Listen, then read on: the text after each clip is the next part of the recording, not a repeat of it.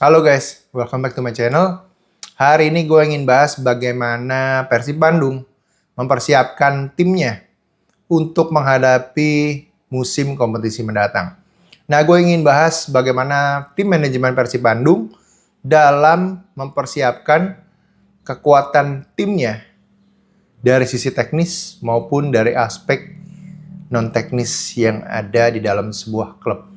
Nah, kalau kita mulai dari aspek non-teknis, kita lihat bagaimana tim Persib ini secara komersial, mereka betul-betul sudah merencanakan pengembangan secara bertahap. Langkah pertama yang kalau kita lihat adalah dari sisi kerjasama, Persib secara aktif terus mengembangkan kerjasama-kerjasama dengan berbagai brand dan juga beberapa perusahaan lain. Contohnya yang paling sederhana adalah kerjasama dengan Kompas ya, untuk mempromosikan card dari Persib ya, kalau nggak salah. Nah, belum lagi dari sisi iklan-iklan ya. Contoh kayak misalkan di dalam training groundnya mereka saat ini, itu kan juga udah ada tuh. Jadi ada untuk pagar-pagar di sekitar lapangan latihan, itu pun juga sudah ada sponsor-sponsor yang menempel di sana. Nah, belum lagi kalau kita lihat dari sisi komersial, menarik awareness dari para pendukungnya, Persib sangat luar biasa sekali. Contohnya yang paling mudah adalah bagaimana kreatifnya manajemen Persib di dalam memperkenalkan para pemain barunya. Kalau kita ingat musim lalu, manajemen Persib membuat serangkaian gebrakan di dalam perkenalan pemainnya, mulai dari TV, mulai dari radio, dari bioskop, dari surat kabar, dari termasuk di Videotron juga. Tapi kalau musim ini mereka justru lebih mengandalkan kegiatan-kegiatan yang sifatnya adalah betul-betul merakyat, betul-betul menunjukkan kultural dari Sunda itu sendiri, dan dikemasnya secara profesional, teman-teman. Jadi kalau kita lihat Persib, di dalam memperkenalkan pemainnya, mereka tidak terburu-buru. Ketika sudah tidak terburu-buru, mereka sudah pasti mendapatkan tanda tangan dari pemain tersebut. Jadi nggak akan ada lagi ketika sudah diumumkan ternyata belum tanda tangan kontrak, akhirnya belok ke toko sebelah. Nah, gue lihat dari sisi keprofesionalan, manajemen Persib ini sangat luar biasa sekali mempersiapkan tim ini menjadi sebuah brand global yang nantinya akan memiliki nilai komersial yang tinggi.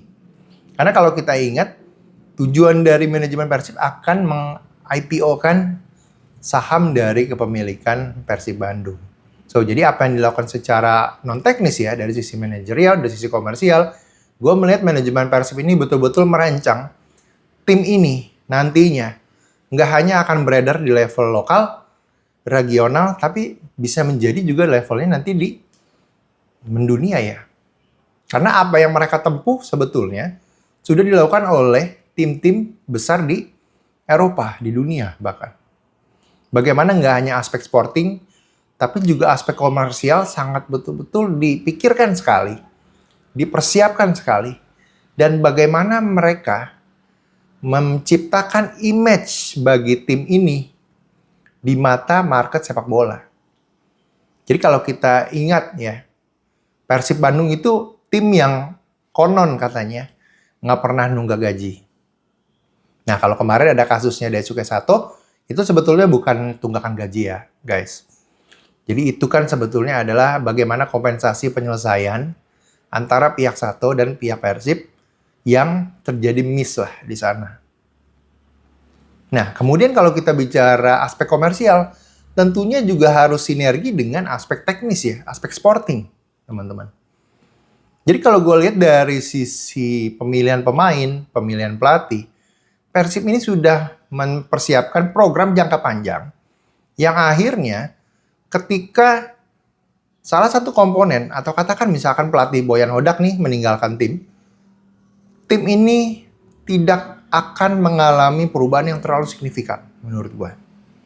Pertama, secara gaya permainan, visi yang sudah ditetapkan, komposisi pemain, cara bermain, Ini semua sudah disusun sedemikian rupa yang tentunya ini akan berkesinambungan, teman-teman. Jadi gue lihat nih, misalkan estafet pindah dari Boyan ke Igor. Gue melihat tentunya nanti akan ada improvisasi yang dilakukan oleh Igor, tapi tidak akan membangun dari awal lagi. Nah, ini yang sangat penting.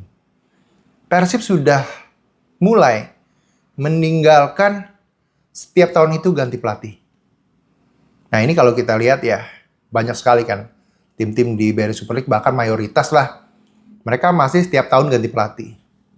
Nah, yang gue nggak habis pikir adalah bagaimana visi dari manajemen untuk melihat tim ini secara jangka panjang ya. Jadi kalau tiap tahun ganti pelatih, misalkan tahun kemarin mainnya menyerang, tahun ini mainnya pragmatis, tahun depan main menyerang lagi, tahun nanti berikutnya main pragmatis lagi. Jadi gue ngerasa kalau filosofinya terus bergonta-ganti, tim ini pada akhirnya nggak akan punya identitas, teman-teman. Nah, kalau kita balik ke Persib ini kalau kita ingat ke belakang, dimulai eranya Rene Alberts ya. Kan Rene Alberts tidak 1 tahun. Kemudian berganti Luis Milla. Sayangnya Luis Milla di tahun kedua ada urusan keluarga dan akhirnya dia memilih untuk meninggalkan tim. Tapi kan planning awal, kalau gue nggak salah Luis Milla itu akan diplanningkan untuk 3 tahun tuh di Persib. Nah, sama kayak Boyan. Boyan pun dikontrak 2+1, akhirnya dia akan menyelesaikan 3 tahun ini di Persib. Nah, Igor pun gue rasa juga sama. Seenggak-enggaknya gue percaya kalau Igor on track, penampilannya bagus, gue berpikir seenggak-enggaknya 2 tahun dia akan stay di Persib. Nah, kemudian kita bicara rekrutmen pemain. Kita bicara rekrutmen di Persib itu rekrutmen yang nggak hanya mementingkan aspek teknis, teman-teman. Gue melihat tentu secara teknis sudah dihitung sekali. Nilai transfernya, potensial dari pemainnya, kemampuannya, kemudian bagaimana perilakunya. Nah, ini yang betul-betul dipikirkan dengan matang oleh tim rekrutmen dari Persib Bandung, termasuk tim kepelatihan, memilih calon pemain yang kompetensi fit, cultural juga fit. Harus diakui, tim Persib ini adalah salah satu tim yang menurut gue secara kondusivitas itu cukup baik. Jadi kita jarang mendengar ketika season sudah berjalan, ada pemain-pemain yang menjadi toksik atau bertengkar satu sama lain. Jadi gue ngerasa ini betul-betul dikemas secara profesional, pemilihan pemainnya pun tepat, baik lokal maupun asing. Nah, tinggal mungkin hanya ada 1-2 poin yang menurut gue minor, yang nanti bisa tampil perform atau enggak di atas lapangan. Contoh juga kalau dibilang 100% sempurna, enggak. Ada beberapa rekrutan di putaran kedua yang enggak optimal.